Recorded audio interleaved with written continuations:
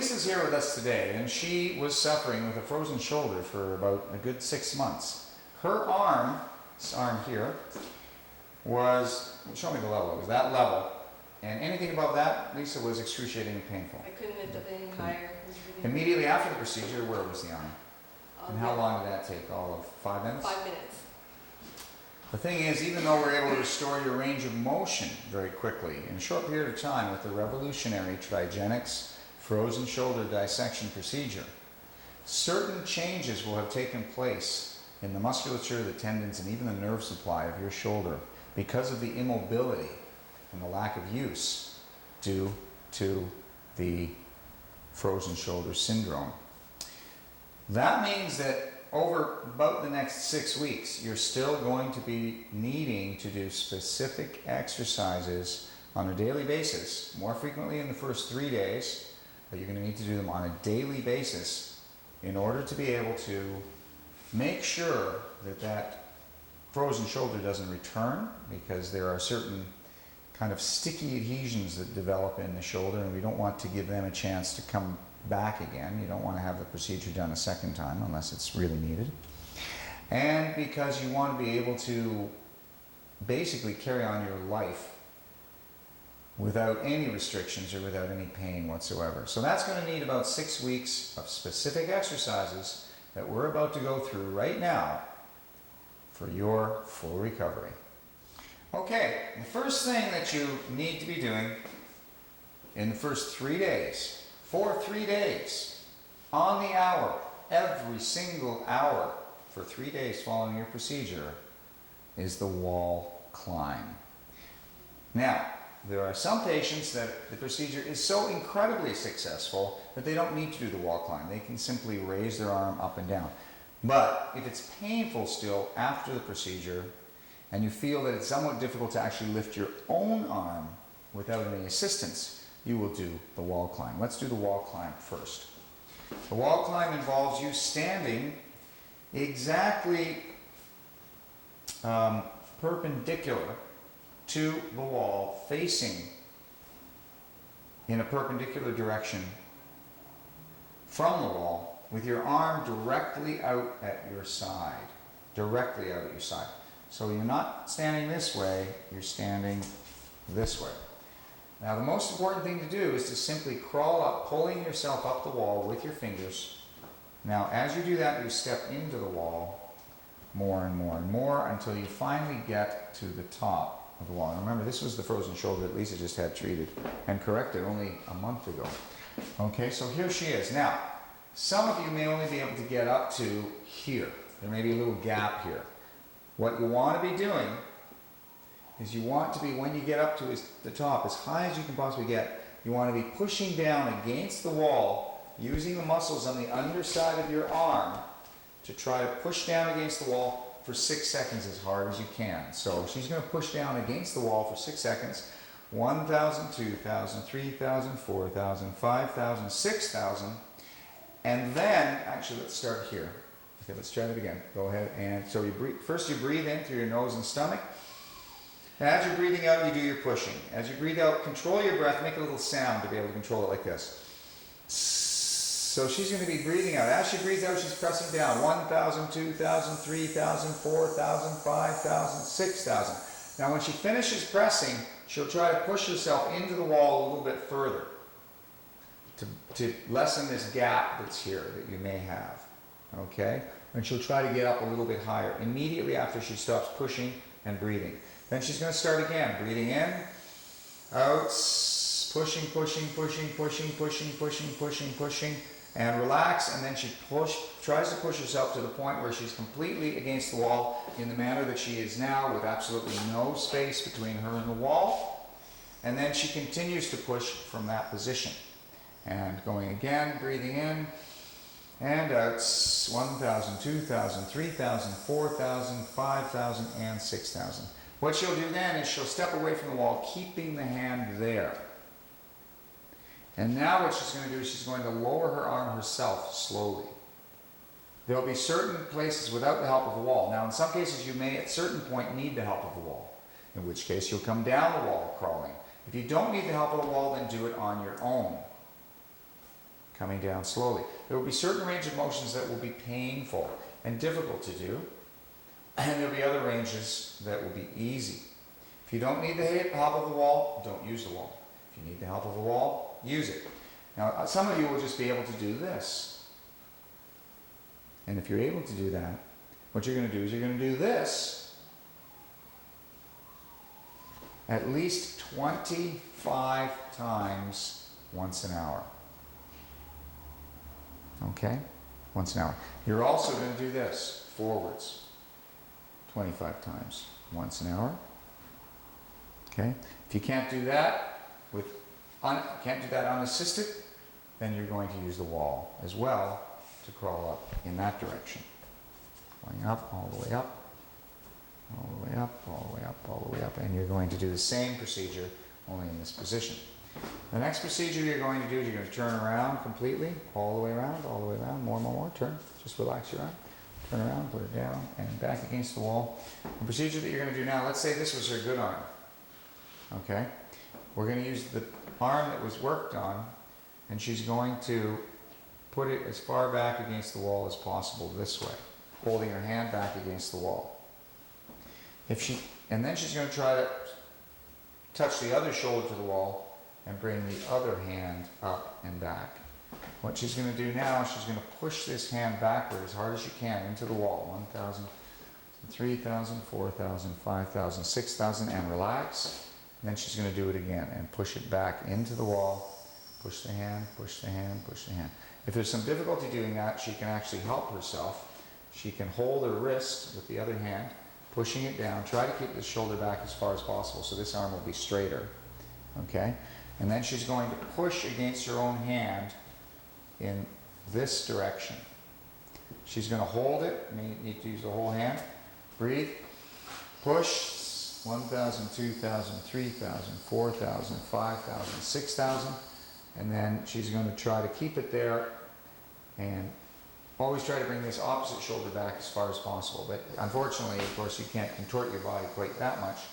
So she'll have to do it that way. The ideal eventually is to be able to do it unassisted with both hands. You can see in her case, it's only been a month since the procedure, but there's still a slight restriction in that particular range of motion, which is often the case and may take a number of months to get absolutely 100% back again. Now, with all of this in mind, you're also going to do it this way, with the elbows up and down this way. And she has to keep the elbow as high as possible. She's going to push this hand in, down, push as hard as you can, 1,000, 2,000, 4,000, 5,000, 6,000, relax. And the next step is to raise the elbows a little bit higher and bring the hands in. So you're raising the elbows higher and bringing the hands in. You can see on this elbow, it's still a little bit of difficulty in that shoulder. It's only been a month, so it's still in pretty good. Now, the one thing that you may find is, no matter how much range of motion you get, this particular muscle in here, the deltoid muscle, is where the shoulder bone is hanging. Basically, that shoulder joint is comprised of a bone that's hanging in space, literally, pulling down, hanging in space, and being supported by a number of muscles that hold it into place. One of those main muscles is that deltoid muscle here.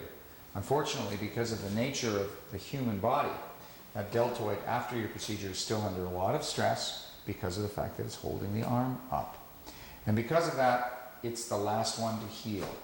And unfortunately, fortunately, in many cases, it heals completely, and within 6 weeks, there's no residual after effect, and you have full range of motion, full strength, and no pain. In a number of cases, however, you may have some slight residual pain in this region right here, and it may last up to 6 months, but it will go away, so do not fear. One of the things you can do for that, Lisa's going to show you right now, is a ball that she is going to, you can use that ball first. She's going to show you what to do with this ball. It's a very simple procedure. All you need is a tennis ball. Very easy. You see how she's rolling up and down on that ball, on the wall, exactly in the places where she feels like it needs to be done. So she's going to feel, ooh, that's good pain right there. I think I want to just press on that area a little bit more. There will be specific sweet spots that you're going to feel where it seems as if it's painful, but it's kind of a good pain, as we call it, a sweet pain. That's the area that she's going to use the ball on. And you can see she's moving it around right now. There's specific areas that she feels that she really needs it. There may be areas in the back, and maybe areas in the side, even areas in the front. You can use that ball, just throw it every way. Now, in addition to the way she's holding it right now, when she gets in this position, she can also raise the arm, and she can do movements this way while she's on that ball, which also enable, because these are the actual movements of the muscle that she's on right now. These are the movements that that particular muscle does. Okay? She can even put the ball on the inside of her arm in here, and she can move her arm down and around, holding the ball in and moving it this way. That's right, around and backward and forward this way as well, keeping the ball on the inside of her arm. Now she can also even push that ball into the inside of her arm and do those motions. Push it right up into the underpit. There you go, into the underpit, and do those motions, because there's something called a subscapular bursa, which sticks together in the underside of the arm that often causes restricted motion in cases of frozen shoulder. Okay? Now, Lisa, is also going to show you another ball type device here. And this is, now if you have trouble raising your arm or lowering it, you can stimulate the nerve sensors inside the muscle with what we refer to as a basic sort of vibrational stretch reflex. What this vibrational stretch reflex does is when you're actually hitting the muscle, you're stretching specific receptors very, very quickly that cause contraction of the muscle and enable, much like a knee-jerk reaction, when the doctor hits your knee, the muscles here contract, it's a reflex that occurs. She's creating a constant barrage of that reflex, which causes a recruitment of signals into the muscle, strengthening the muscle and enabling her to actually lift and lower her arm through concentric and eccentric contraction, upward and downward movement, much easier than she would if she were not stimulating it with this ball. So, by the way, all of this equipment that you see here today, you're able to purchase through our website, frozenshoulder.ca, not .com, frozenshoulder.ca for Canada, and you can get all that. Now, Lisa's going to show you this wonderful device. She's going to show you how to use this, and it's called the stick. The stick, okay? Now you can see there's all different ranges of motion that she uses with the shoulder, which is wonderful for that particular area that often creates intractable. Now let's show the camera by turning yourself around a little bit here. And you can see this stick actually bends a little bit and moves into those areas that are some of the muscles which comprise what we refer to as the rotator cuff. There's 4 muscles that comprise the rotator cuff, and those 4 muscles all help to hold the head of the humerus, or the arm bone, into the socket. They also are responsible for lifting the arm and rotating the arm in specific outward and inward directions. Feels good. She's enjoying it. Okay, you can enjoy it too. The stick. Now this device here it's not really that expensive when you think about what it does, although it may be between $200 to $300. However, certainly the most expensive of the equipment that we have. It is wonderful. It is a wonderful device. It's called the Thumper, and this particular device will put a vibrational sense into the muscle, which causes nerve reflexes that enable relaxation. It's vibrating at a specific hertz, which is consistent with the vibrational frequency that enhances muscular relaxation. And this device is using it on the shoulder, can be used in any part of your body. So it's great for your back, it's great for your shoulder, but it's particularly good in cases of frozen shoulder. And Lisa's just going to show you some of the ways that you can do that now.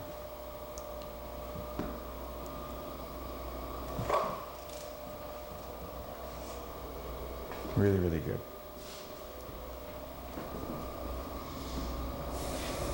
Great. Now, there's also a stretchy band. Now, in our clinic, in the rehabilitation room, stretching, we have rehabilitation devices that involve tube-like resistance bands that can be used, that are attached to the wall. But if you don't have that, you can just get one simple one like this. They're available at any fitness store, essentially, or through our website. And Lisa's going to show you basically how she uses this device for her biceps. Now, this is one of the exercises for the biceps, which is actually quite important. Okay? Quite important to do. And she tries to keep the wrist bent as she comes up. Not that easy to do. Keep the wrist bent a little more difficult. Okay. And with this particular device, there's a number of other ways that we can do this. Yeah, go ahead and do them all. You know what they are. Lisa knows what they are. I don't need to tell her. She's been doing them already quite a bit. I want to take a look at actually the weights, and then I want to get to something very simple, or simple exercise that everyone should do every day anyway, but they're called push-ups. Remember those? But these are not push-ups. These are weights that you're going to be using. Now, this again is the biceps curl. Now, with the biceps curl, you're going to start in this position here. You're going to turn the wrist this way as you come up and bring it up and over. So you're going to turn the wrist. So let's do those biceps curls and bring them up and over, keeping the elbow down. Do not lift the elbow up. And if it's hard on your back, it's probably a little too heavy for you. Okay, good. And this is very good. All of these exercises, you should always have the down phase, not the contraction phase, but the eccentric contraction phase. The down phase should be twice the length of time as the phase that you're pulling the weight up with or against. So there's that, and then we let it down slower, turning as she lets it down, always twice as long. And that will build the muscle more effectively. And the other exercise that you can do with weights, we're not going to do with these weights because they're too heavy. Let's put them back down. Is you can simply, these are too heavy for that, but it's definitely an important exercise to do with weights. And we're just going to pretend that there's weights here because we don't have the real light ones here. Is just simply bringing both arms up this way with weights. But the weights are usually only 1, 2, or 3 pounds. And you're going to do maybe 30 of those with light weights. Now, rather than using weights, you can just use these little balls or a couple of books or anything that's in your house to do this very simple exercise. But this simple exercise is very, very important. Now make sure you do this, and you should be doing probably about 20 to 30 of these exercises.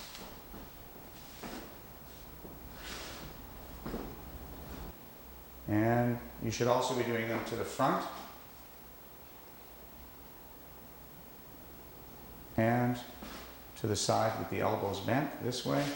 So you can go one down and one up this way. The other exercise that's very important here is working this tricep that attaches to the shoulder blade. Keep this elbow exactly in place while you're bent over, and just simply straighten the arm and extend the wrist. There you go. All right, here we go. Here's the final little exercise for you to be doing here. Good. And that's a basic push-up. Now, if it's a male, you're going to use it, you're going to be on your toes in this position. Yeah, at least it's not going to be able to do that. But if you're female, or unless you're really strong female, you're going to do it on your knees. That exercise, the push-up, critically important. You have to do that as much as possible. Okay, very, very important for your shoulder. Good. And you can do it against the wall as well. Well, that's it for today. That's your exercise regime for frozen shoulder. And Lisa and I both wish you a very happy recovery.